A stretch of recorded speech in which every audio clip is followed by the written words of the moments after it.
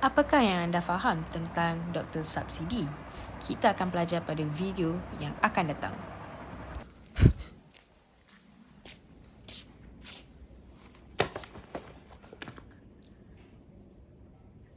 Apabila anda berhadapan dengan situasi kecemasan di mana ada individu yang tiba-tiba rebah dan tidak sedarkan diri, tindakan pantas anda boleh menyelamatkan nyawa. Mari kita pelajari pelan tindakan kecemasan Dr. Subsidi. Vina, apa jadi? Vina? Dia kenapa ni? Kenapa boleh pingsan? Danger dulu. Kita tengok dulu sekitar dia, tak ada apa-apa. Apabila nampak mangsa rebah, langkah pertama yang paling kritikal dalam Dr. Subsidi ialah D, iaitu danger atau bahaya. Sebelum meluru membantu, berhenti seketika, impas persekitaran dengan teliti untuk mengesan ancaman seperti wayar, elektrik berpercik, kebakaran atau lalu lintas. Pastikan kawasan benar-benar selamat sebelum mendekati mangsa. Sentiasa ingat prinsip emas ini. Jangan jadikan diri anda mangsa seterusnya kerana keselamatan anda adalah keutamaan nombor 1. Kita cek respon dia. Vina? Mangsa tidak respon. Selepas memastikan kawasan persekitaran benar-benar selamat, langkah kedua dalam Dr. Subsidi ialah R, iaitu respon atau tindak balas. Dekati mangsa, melutut di sisinya dan tepuk kedua-dua belah bahu mangsa dengan kuat. Tanya dengan suara yang jelas. Awak okey ke? Buka mata. Lihat sama ada mangsa bergerak, mengerang atau membuka mata. Jika tiada sebarang respon langsung, ini bermakna mangsa tidak sedarkan diri dan anda perlu bertindak ke langkah seterusnya dengan segera. Kita panggil untuk bantuan. Call ambulans. Hello ambulans, ada kecemasan. Ada orang pingsan di UKM. Okey. Kita tunggu Jika ambulans mangsa datang. didapati tidak sedarkan diri dan tiada tindak balas, langkah ketiga yang wajib dilakukan ialah S, iaitu send for help. Jangan buang masa, segera arahkan rakan atau orang di sekeliling anda untuk hubungi talian kecemasan 999 sekarang. Laporkan ada mangsa tidak sedarkan diri dan carikan mesin AED. Sambil rakan anda menguruskan panggilan ambulans, anda boleh fokus sepenuhnya tanpa gangguan untuk memeriksa saluran pernafasan mangsa pada langkah yang seterusnya. Kita cek dulu pernafasan dia.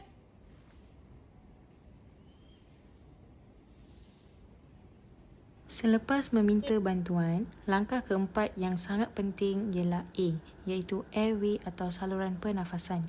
Kita perlu memastikan laluan udara mangsa terbuka. Caranya, letakkan satu tangan di dahi mangsa, dua jari di bawah dagu, lalu dongakkan kepala ke atas secara perlahan.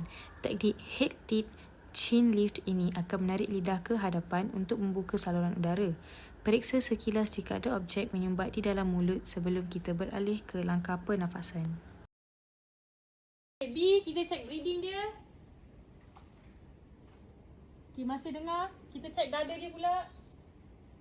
1, 2, 3, 4, 5, 6, 7, 8, 9, 10. Selepas memastikan saluran udara terbuka, langkah kelima yang sangat penting ialah B, iaitu breathing atau pernafasan. Letakkan telinga dan pipi anda rapat di atas mulut serta hidung mangsa. Ambil masa tidak melebihi 10 saat untuk lakukan ketiga perkara penting ini. Lihat sama ada dadanya turun naik. Dengar bunyi nafasnya dan rasa kehangatan hembusan udara pada pipi anda.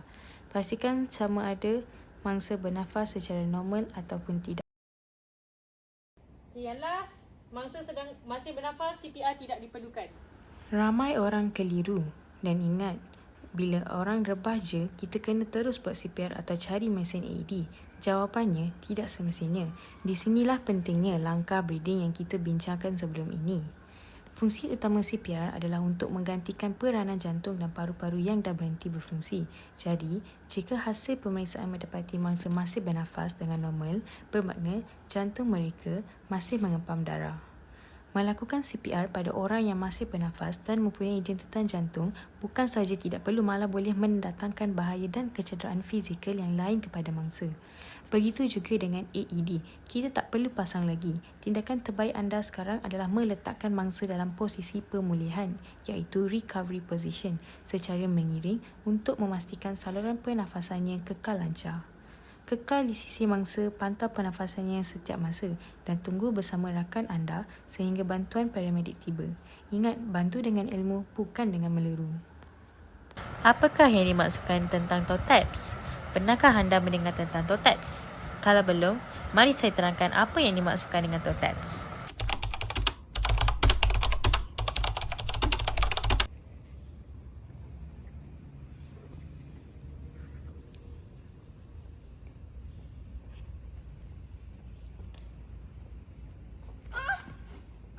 Aduh, ouch.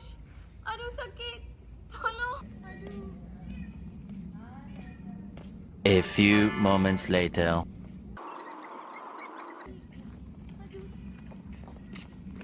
Kenapa ni awak? Aduh, kaki saya tersejuk. Kenapa ni? Kaki saya tersejuk. Oh, tersejuk. Bila? Baru ke dah lama? Sakit sangat Sakit. Sorry, awak berluruskan kaki boleh? Sakit. Okay, luruskan kaki dulu. Baru happen Sakit kat mana ni? Sini. Okay. Saya tolong keluarkan dulu kasut awak kaki. Langkah pertama dalam protokol TOTAPS apabila berlaku kecederaan di padang ialah T, iaitu talk atau bercakap. Bila nampak atlet jatuh, terus meluru ke arah mereka dan ajukan soalan-soalan mudah. Tanya mereka, sedar tak? Kat mana yang rasa sakit? Macam mana boleh jadi tadi? Langkah ini sangat kritikal untuk kita menilai tahap kesedaran mereka selain mengenal pasti lokasi tetap kecederaan serta-merta.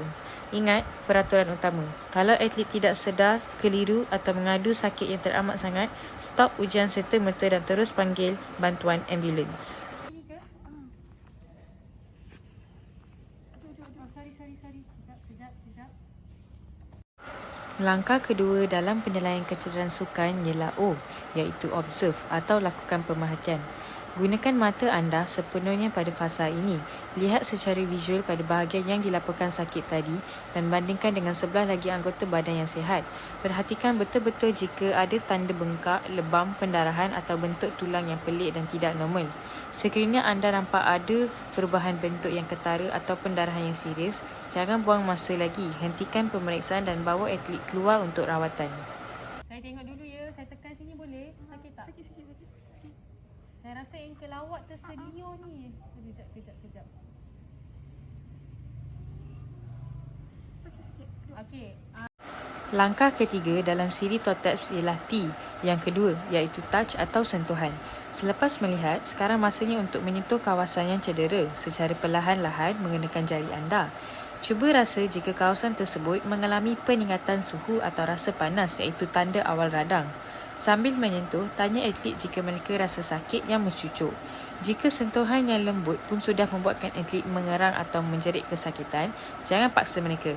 Hentikan ujian dan bersedia untuk memberikan rawatan awal. Okey, sekarang kita akan buat active movement. Cuba awak pusingkan kaki awak. Macam ni. Pusingkan macam ni. Sakit Sakit. Tak boleh. Naik turun macam ni. Sakit tak? Ada sakit. Lemak. Okey, tak apa. Teruskan. Langkah keempat selepas kita melakukan sentuhan ialah A, iaitu active movement atau pergerakan aktif. Dalam fasa ini, jangan sentuh atlet tersebut. Sebaliknya, minta atlet itu sendiri yang gerakkan anggota badan atau sendi yang cedera tanpa sebarang bantuan fizikal daripada kita. Contohnya, cuba pusingkan pergelangan kaki awak sendiri. Perhatikan sama ada pergerakan mereka terbatas atau tidak. Kalau mereka langsung tak mampu nak gerakkan sendiri anggota tersebut disebabkan rasa sakit yang kuat, jangan teruskan lagi. Nyata sekali, mereka perlu dikeluarkan. Okey, sekarang saya akan bantu awak saya buat passive movement sebab active movement awak tadi sakit. So saya akan buat passive movement lah. Sakit tak? Sakit. Aduh. Okey, kita buat slow-slow lah. Sakit sangat ni. Sekejap. Aduh. Okey. Langkah kelima dalam protokol kecederaan ini ialah P, iaitu passive movement atau pergerakan pasif. Jika atlet lulus pergerakan aktif, barulah kita sebagai penyelamat atau jurulatih tolong gerakkan sendi mereka secara perlahan. Katakan kepada mereka, biar saya gerakkan sikit ya, kalau rasa sakit terus beritahu. Langkah ini bertujuan untuk menguji julat pergerakan maksimum sendi tersebut. Sakit. Okay, awak sakit ni, tak boleh jalan ni. Okay, tak apa, duduk balik. Duduk. Slow. Langkah terakhir dan penentu dalam kaedah tetap sila S, iaitu skill test atau ujian kemahiran. Jika semua langkah sebelum ini berjaya dilepasi tanpa sebarang rasa sakit, minta atlet bangun. Minta mereka lakukan kemahiran asas sukan mereka. Adakah anda tahu apakah yang dimaksudkan dengan raisa? Jangan risau, kalau anda tak tahu, saya akan beritahu anda pada video seterusnya.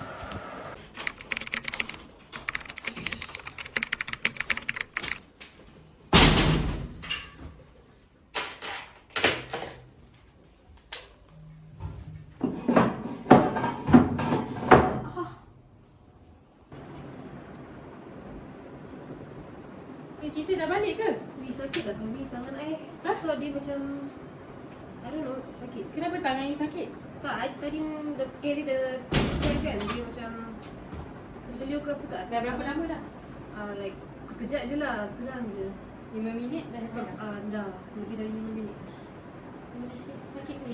Asyik sakit sakit. You ada buat apa-apa ke 5 minit ni? Tak, I duduk je. I Tak tahu nak buat apa, duduk je. You buat apa tadi? tadi I tengah angkat ni lah. Lepas tu dia macam Oh, terselia lah lupa dengan tangan ni.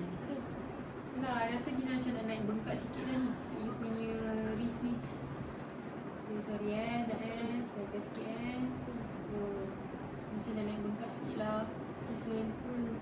Macam mana? Rasa you terselia ni. Macam ni, kita ice dulu lah. Saya pernah belajar dulu. Dia kata kena ice dulu. Kita akan buat konsep riser. So, kita akan rest dulu. Kita rest dulu tangan ni. Lepas dah rest, kita akan ice. R bermaksud rest, iaitu rehat. Apabila tangan tersedia, mangsa perlu berhenti melakukan aktiviti serta-merta dan elakkan pergerakan tangan yang cedera. Rehat bertujuan untuk mengelakkan kecederaan menjadi lebih teruk dan memberi mangsa kepada otot serta ligamen untuk mula pulih. Tadi dah rest kejap tangan. So, ice dulu. Ice tu kita ice 15 ke 20 minit. Saya ada ni. Saya dah ice pack. Oh, sebaik. Sebab tadi saya ice betul.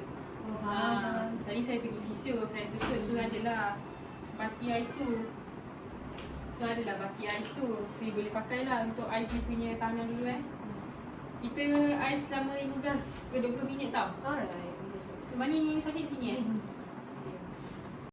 I bermaksud ice, iaitu ais. Ais digunakan untuk mengurangkan bengkak dan kesakitan pada kawasan yang tersedia. Ais perlu dibalut dengan kain dan tidak diletakkan terus pada kulit.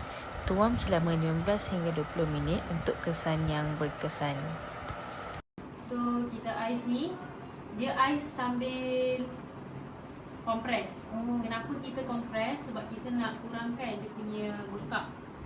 Sebab bila dia tengah inflame sekarang kan, sebab you dah sakit kan, jadi kita akan buat bentuk figure of eight lah, untuk betul-betul kompres sakit yang you rasa ni.